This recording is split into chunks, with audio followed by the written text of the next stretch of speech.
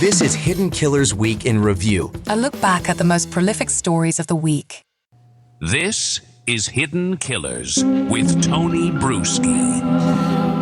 When you hear that a sheriff walks into a courthouse and executes a sitting judge, your mind automatically goes to cold-blooded murder, right?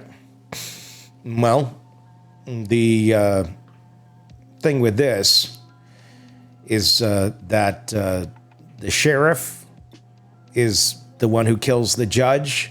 Well, he was deposed in a lawsuit implicating that very judge in a courthouse sex for leniency scandal. What if I told you that when he turned himself in, his first words were about his wife and daughter being in danger?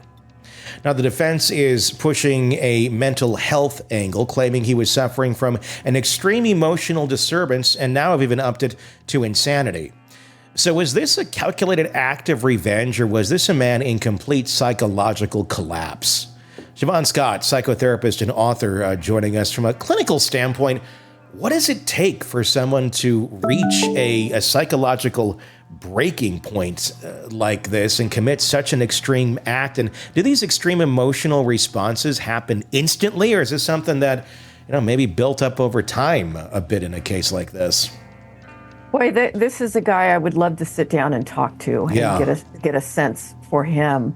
It's so hard to know. Extreme emotional disturbance, which is what they're claiming here, isn't a clinical diagnosis. You don't find it in our diagnostic manual. So it's a legal term that you find in just a handful of states. Not all states even use it. Apparently they do there.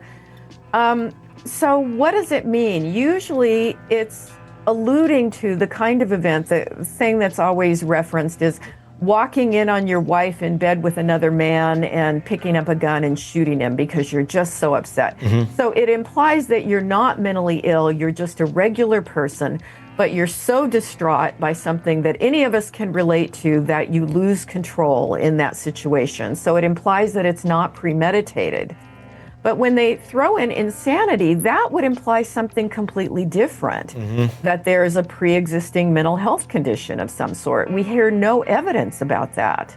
So unless there's a lot of, other things that are just not being discussed at this point, it's really hard to say. And there's so much of this case that we don't know about yet. We don't know what was on that phone. We don't know why he said they're going to get my family, why his daughter was called right before this took place, what happened in that deposition. There's so many unknowns. But to go to insanity, that seems like a bit of a leap just from the extreme emotional angle of this.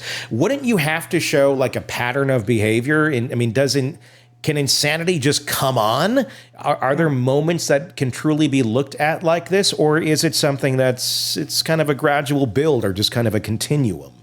Most of the time it's a gradual build and a continuum, although there can be incidents of a psychotic condition could be related to a medication. Certainly, we know that people who use meth can have abrupt psychotic breaks with bizarre delusions. The sheriff doesn't strike me as a meth user, though.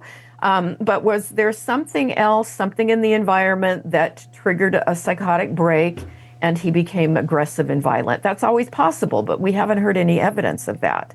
And it seems like it would have been something other people were noticing as well, at least, within a few hours of this murder. Yeah, the fact that he's a sheriff and he's, executing his job, I'm not trying to make a pun there, but he's doing his job, as normal up until this point. I don't know where you're going to go with that. The assumption that I think has been made so often, and we don't know the answer to this, is that maybe he's a hero in a weird vigilante sort of way. Maybe he found out information and he was stopping this monster from continuing and taking the law into his own hands. I tend to wonder, honestly, more the fact that he's been operating with this judge for many years. They are very good friends. They were even family at one point through marriage. That he probably had some inkling of what was going on over here. And if you're the sheriff and you're letting that sort of stuff go on, that's not a good thing. I'm almost wondering if there was, and this is just my conjecture, I'm wondering if he found out something in that deposition based on the questions that were asked, that the judge was going to have something on him and that it was going to turn on the sheriff in a very horrible way. And the only thing you can do to stop that is eliminating the judge. That seems to be almost a little more logical in my mind. I know it's more glass half empty, but considering the circumstances, what's your thought? Yeah, it's certainly a possibility. We can take it in a variety of directions.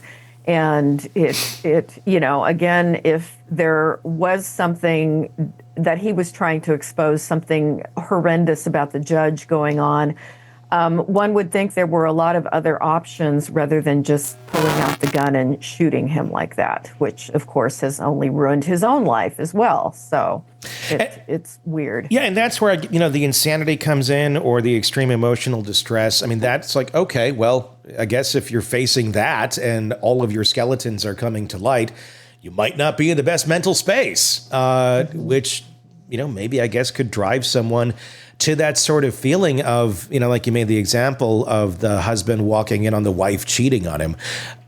I mean, what would that defense be like? I mean, how would you bring that up into a case like this? Because again, you have to assume that then the other parts of the other case are going to be put in here, and some of those blanks will be filled in, and we don't know if they will. Other than just saying he found out something really horrible and shocking, and this is how he reacted. Yeah, I think that kind of a defense, you would be hoping for compassion from the jury to obtain a lesser charge, and certainly to mitigate in the penalty phase if he were convicted. So it's just to build empathy, that look, that could have been any one of us if we heard that kind of disturbing information, that we would react that way. The fact that he surrendered without resistance right after this happened, he walks out into, the lobby area, puts his gun away on the counter, gives it to them, and basically says, "Arrest me right now." That doesn't sound like an insane person. Or maybe that is completely insane. Maybe he should have run, but it seems fairly calculated. Yeah. It seems like somebody who's grounded in reality and knows the penalty for what he just did and knows it's wrong, and had a target for whatever his reasons were, had a specific target. He wasn't just out randomly shooting people. So it does not really sound like someone who was so out of their mind that they didn't know what they were doing and didn't know that it was wrong. The fact that this was a small department, and this is going to be just kind of opinion and conjecture here. This is a very small department. There's only so many people in it.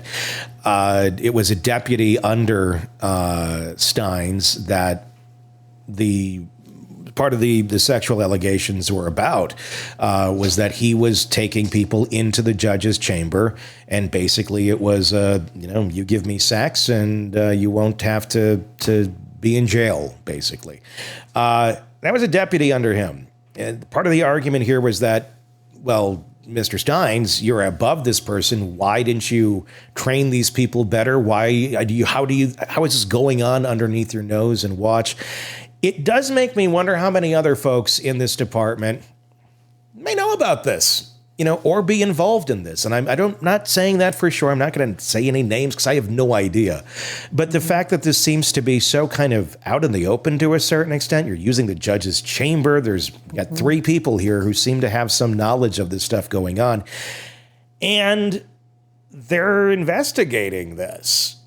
There may be some incentive not for the full story to come about, because there may be other people implicated in the sex stuff, nothing to do with the murder. And that may be some incentive not to, look in certain holes, I would think. I would think that the investigation on this is going to have to be looked at really with a fine-tooth comb. Yeah, definitely, because it's hard to imagine that other people were absolutely clueless about it. I agree. Yeah, it is a mess. We'll see where this all goes. The world of true crime never stops, and neither do we. Press subscribe now to get daily updates, in-depth analysis, and expert opinions from the Hidden Killers podcast and True Crime Today.